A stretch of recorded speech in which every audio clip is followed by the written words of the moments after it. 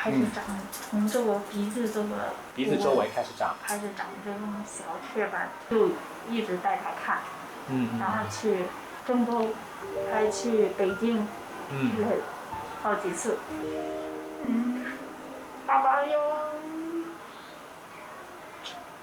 挣钱嘛，因为这个病，他是农民工，然后就是在工地上给你做好。因为这个孩子，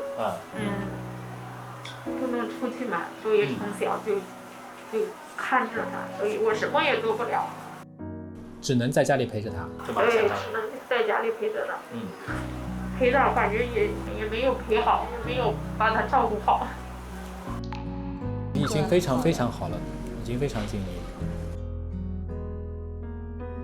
那妈妈，我们现在目前情况是这样的，他因为这个地方做了个活检嘛，可能我们考虑这个病变还是有点不是太好，那么我们需要进一步给他检查一下，我们尽快呢把这些检查完善好了之后，我们再来制定一下这个方案，好吗？行。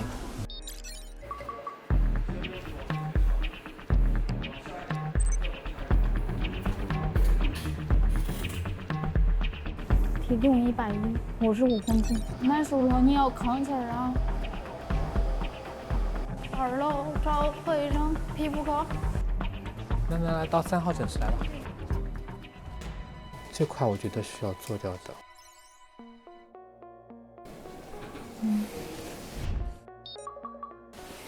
好啊，走啊，打麻药吧，对的。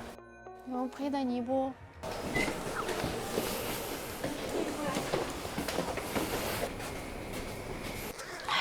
小时候谁知道有这么严重啊？我就带着他出去玩，怎么样？也只是就是戴个帽子，那男孩子就在很小的时候穿个短袖，穿个裤衩子，就自己跑着玩在院子里，这样玩那样玩，谁知道啊？不知道呀。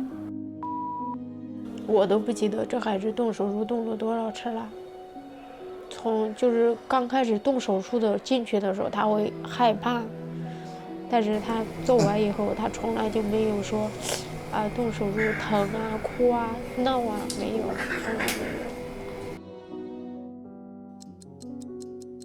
我呢？